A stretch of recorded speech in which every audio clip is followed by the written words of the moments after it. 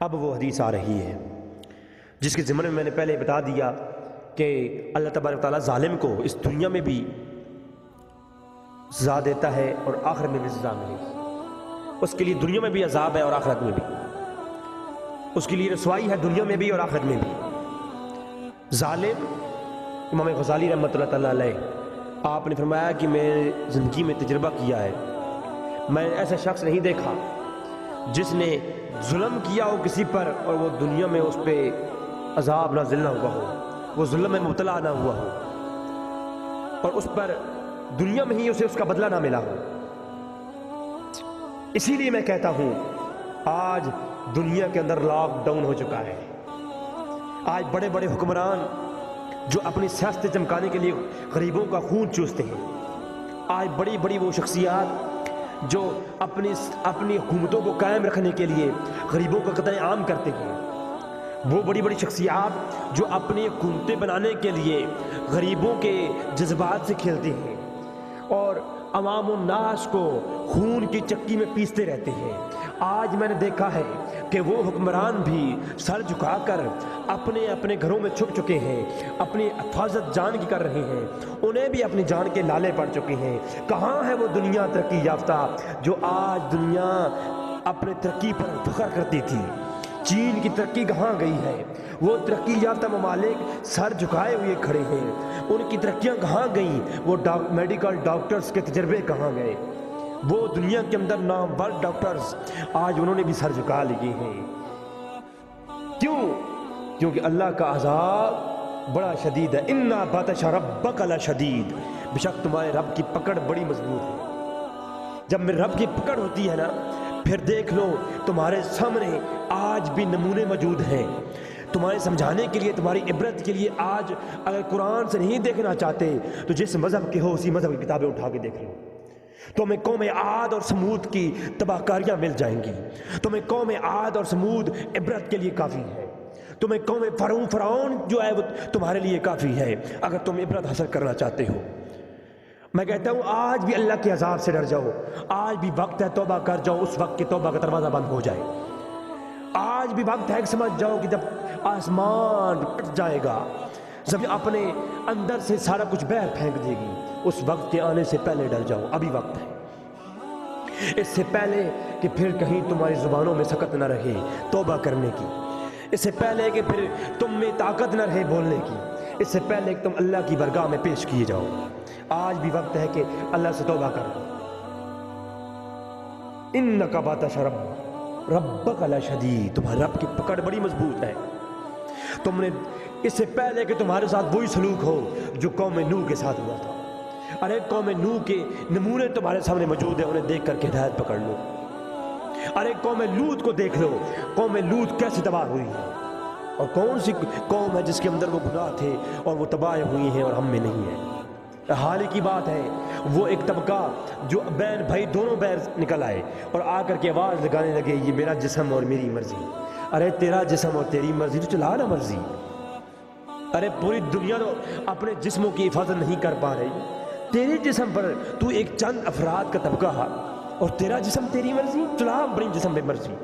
ارے جسم بھی اللہ کا ہے اور مرضی بھی اللہ کی، یہ جان دی بھی اسی ہی کی ہے اور اس پہ مرضی بھی اسی کی چلے گی، قانون بھی اسی کا چلے گا۔ اور پھر اللہ تبارک تعالیٰ کا حکم آ رہا ہے، اللہ کی آواز آتی ہے، بے شک ہم قیامت کے بڑے عذابوں سے پہلے انہیں دنیا میں چھوٹے عذاب کے مزے چکھائیں گے تاکہ وہ اس سے عبرت حاصل کریں اور ہمارے طرف لوٹ کے آ جائیں۔ اللہ کی آواز آتی ہے، یا ایھا الانسان ما غرک بربک الکریم، اے انسان اللہ تبارک تعالیٰ نے تمہارے ساتھ کتنے عدل انصاف کر رکھی ہیں اور تو غرق ہو جائے تو اللہ سے منہ پھیرتا ہے، تو اللہ سے روح گردانگی کرتا ہے، اور تو اللہ سے سرکش ہو چکا ہے۔ ارے انسان تو اپنی حقیقت کو دیکھ، تیری طاقت میں کچھ بھی نہیں ہے۔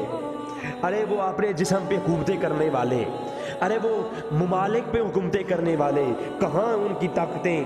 وہ اللہ کے قانون کو للکارنے والے لوگ اب آج ذرا سامنے آئے۔ وہ بڑے بڑے ممالک جو دنیا کو قرضے دیتے ہیں، آج وہ اس مصیبت کے اندر خود مبتلا ہو چکے ہیں۔ وہ پریشان حال ہے، وہ لاک ڈاؤن کرنے پہ مجبور ہے۔ اور آج بھی وقت ہے کہ تم قوم فرعون جیسی تباہ کاریوں سے ہونے سے بچ جاؤ۔ آج وقت ہے کہ اللہ سے ڈر جاؤ۔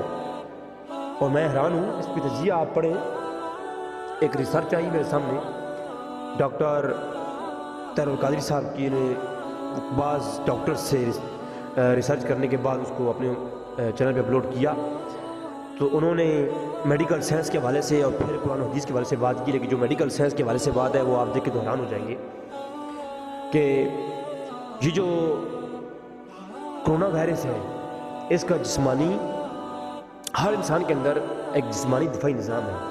آپ دیکھتے ہوں گے کہ جب آپ کے جسم میں کوئی بھی جراثیم یا کوئی چیز بیرون سے داخل ہوتی ہے جو کہ نقصان دہ ہے، تو انسانی جسم اندر سے لڑائی کرتا ہے اس کے ساتھ اور اس کو ختم کر دیتا ہے، جب تک کہ انسانی جسم نارمل نہ ہو جائے۔ وہ اندرونی طاقتیں جو کہ باہر سے آنے والی زہریلی چیز کے ساتھ لڑتی ہیں۔ ایسا ہی ہے کہ جب آپ خوراک کے ساتھ کوئی زہریلی چیز کھا لیتے ہیں تو معدے کے اندر جاتے ہی اندر سے جو ہے وہ ایک سسٹم ہے، ایسڈز ہیں، ایسی انسانی دفاعی نظام ہے جو کہ اس کے ساتھ لڑتا ہے اور اس تیزاب کو یا اس زہر کو ختم کر دیتا ہے۔ تو یہ انسانی جسم کے اندر ایک دفاعی نظام ہے جو کہ انسانی جسم میں خطروں سے ہونے والے معاملات کو اس کے ساتھ لڑتا ہے۔ تو یہ جو کرونا وائرس ہے جب انسانی جسم میں جاتا ہے نا، تو وہ جو دفاعی نظام ہے اس کو معلوم ہی نہیں ہوتا کہ یہ کرونا وائرس کوئی انسانی جسم کے لیے خطرہ ہے یا نہیں ہے۔ اس کی جو بیسک ہے وہ بالکل نارمل ہے، وہ محسوس ہی نہیں ہوتا کہ یہ جراثیم جو ہے یہ انسان کے جسم کے لیے خطرناک بھی ہے۔ وہ جب ایک ہفتہ جا کے اندر رہتا ہے تو وہ اپنی ساری جڑیں مضبوط کر لیتا ہے، اور جب وہ جڑیں مضبوط کرتا ہے تب تک انسانی جسم کو یا انسانی جسم میں کوئی نشانی یا علامات زہری نہیں ہوتی اور انسان پریشان نہیں ہوتا، انسان کو کوئی نزلہ زکام تک نہیں ہوتا۔ یہ نزلہ زکام تو ہونا تو بہت بعد کی بات ہے۔ وہ جراثیم جب انسانی جسم میں جا کے اپنی جڑیں مضبوط کرتا ہے تو انسانی اندرونی جسم کو بھی معلوم نہیں ہوتا اور بیرونی بھی کوئی علامات ظاہر نہیں ہوتی۔ تو اللہ تبارک تعالیٰ اس طرف سے ایک ایسا عذاب ہے یہ انسانیت پر کہ انسان خود اپنی تحقیقات جو اس نے ایک لامحدود قسم کی تحقیقات جو انسان کی ہیں، انسان اس پر بھی حیران ہو گیا ہے کہ یہ چیز ہماری تحقیقات سے بھی باہر ہے۔ تو اس پیغام کا مقصد یہی ہے، کثرت کے ساتھ استغفار کریں اور اللہ تبارک تعالیٰ سے ڈریں، اور جہاں تک ممکن ہے احتیاطی تدابیر بھی اپنے آپ جو ہے روٹین میں لائیں۔ دعا ہے کہ رب تعالیٰ ہمیں سمجھنے کی اور اللہ تبارک تعالیٰ کی طرف رجوع کرنے کی توفیق عطا فرمائے۔ وما علینا الا البلاغ المبین۔